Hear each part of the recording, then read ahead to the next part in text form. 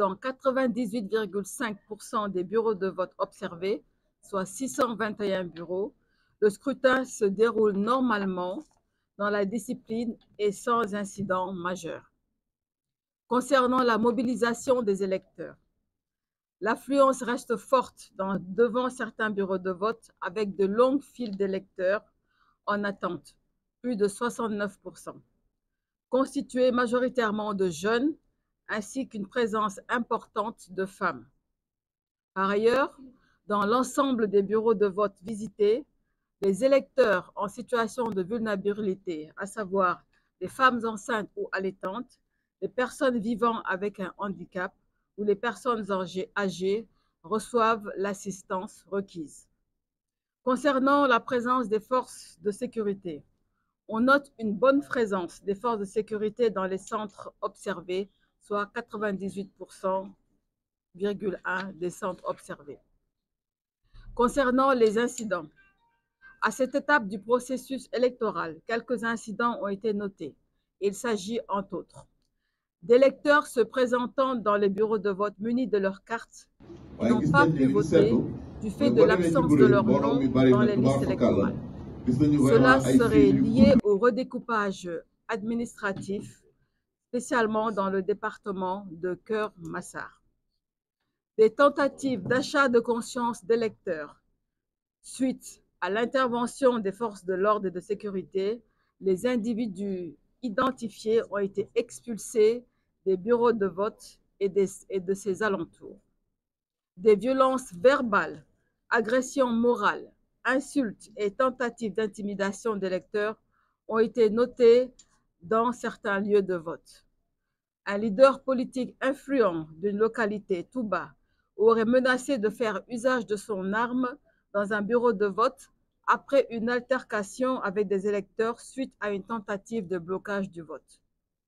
Cependant, les incidents relevés dans le précédent communiqué ont tous été résolus. Voilà l'essentiel de ce communiqué numéro 2 de la cellule de veille de WANEP. Donc, je passe la parole à M. Fall qui va faire l'économie de ce communiqué en Wolof. Merci. Merci beaucoup, Gabriel.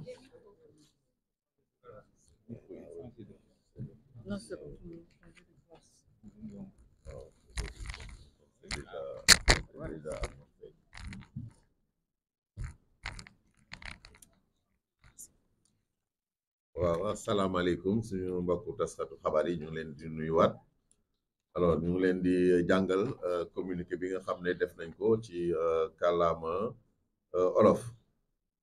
alors li ñu bëgg a wax ci communiqué bi mooy comme ni ko xamee WANEP ak ñi nga xam ne ànd naag ñoom ci liggéey bi maanaam tasaare na lu war a mat téeméer ak juróom fukk ak juróom-ñett moo xam moniteur la moo xam observateur bi ay observateur lañu ci ñaar fukk ak juróom-ñeent ci mboolem département yi nga xam ne moo nekk ci réew mi te ñu gis ne nekk na ñeent fukki département ak juróom-benn donc ci ñaar fukk ak juróom-ñeent yi déployé nañ fa ay observateur ak moniteur ñi nga département yi nga xam ne nag foofu lañ leen yóbbu dafa nekk département yoo xam ne bi ñu seetloo mooy fii nga xam ne bi ñu defee ay xayma dañuy jàpp ne mooy département yi nga xam ne daanaka moo gën a tàng moo gën nekk département yi nga xam ne li ñu seetlu mooy tout le temps fitna buy am foofu lay jóge foofu lañ ko yóbbu alors donc li nga xam ne cellule de veille bi nga xam ne donc moom mooy coordonné liggéey boobu yëpp information yi nga xam ne donc jot na ko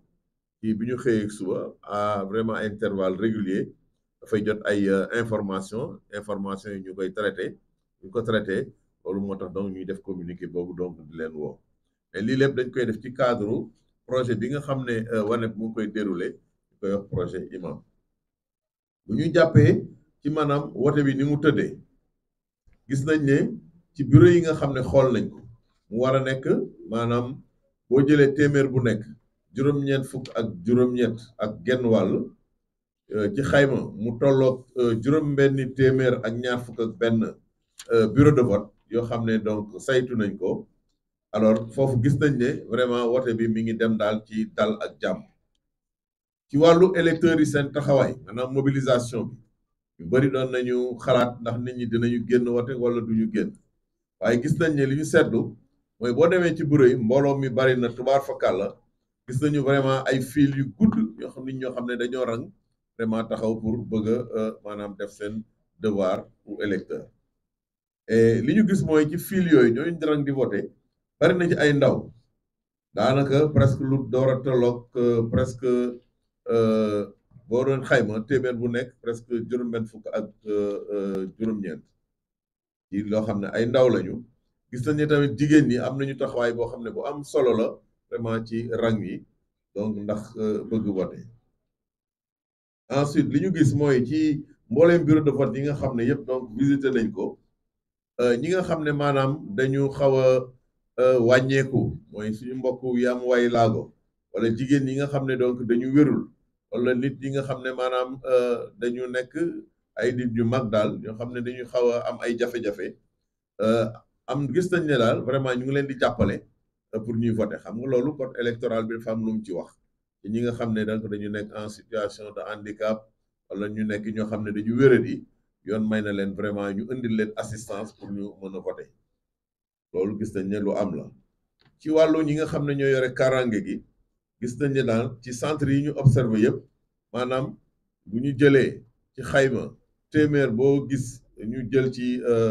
juróom-ñeent fukk ak juróom-ñett gis nañ ne daanaka fu ñu nekk kaaraange gi mi nga fa ci vraiment anam yoo xam ne yu mat sëkk la ci wàllu nag incident yi nga xam ne noté nañ ko ci fi ñu toll nii ba waxtu bi ñuy wax ak yéen communiqué bi li ñu constaté ci loo xam ne mën nañ jàpp ne daal ay rëq-rëq la fa am ay électeurs yoo xam ne dañuy ñëw ci ay bureau de vote indi seen carte d'identité yoo xam ne dafa wane ne foofu la ñu waroon voté waaye ba ñu ñëwee ñooñu dañ voté wuñu parce que dañ ne seen tour gisuñu ko ci liste électorale yi loolu nag fi mu gën a bari mooy fu ñu mel ni département de Kër Massar xam nga département boobu département bu bees la woon gannaaw bi ñu découpé département Pikine xañ ko mu nekk léegi ñaari département Pikine ak Kër Massar conséquence yi mooy am na ñoo xam ne donc dañ leen toxal léegi ñu ngi dem Kër Massar ñu waroon peut-être rééditer waat seen carte mais wàllu boobu daal gis nañ ne am na ay jafe-jafe dañu am ay carte yoo xam ne ba léegi mention Pikine département Pikine moo ci nekk ñu demee Kër Massar gis ñu seen tur ci liste yi gis nañu tamit ñoo xam ne dañu jéem a maanaam ger ay nit maanaam njëkkati xaalis di leen ko jox pour ñu woteel leen waaye loolu bi nga xam ne nit ñi yëg nañ ko signalé ko ñu yore karange gi ñooñu dañu ñëw vraiment donc daal di leen dàq génne leen ci bërëb yi nga xam ne foofu la ñu wote ak ca wet ga gis nañ ne tamit am na ay tuuti maanaam fitna ci ay waaru saagaanteeg waxanteeg wax yu ñaaw ak jéem a xaxarante yoo xam ne yooyu tamit nemmeeku nañ ko ci yenn bërëb yi wote boo demee fu mel ni Touba gis nañu benn leader politique nga xam ne responsable politique la dafa génne même maanaam ngànnaayam maanaam ab fetal di menacer nit ñi ci bi nga xam ne dafa amoon ay jàppante ci digganteem ay électeurs parce que dañu bëggoon maanaam bloquer vote bi nit ñi daal opposé wu ci bi moom ay jàppante mu génne vraiment la war weer loolu tamit ñu ngi koy ñaawlu donc li ci des nag mooy incident yi nga xam ne ci suba relevé woon nañ ko li ñu constaté mooy bi ñu leen ko signalé vraiment yooyu saafara nañ ko loolu daal donc à ce stade là foofu la ñu mën a yem xëy na fii ak peut-être bureau de vote yi fermé dinañu def peut-être xëy na communiqué bu mujj pour xëy na indi vraiment yeneen information ci vote bi ni nga xam ne moom la tëddee ñu ngi leen di gërëm di leen sax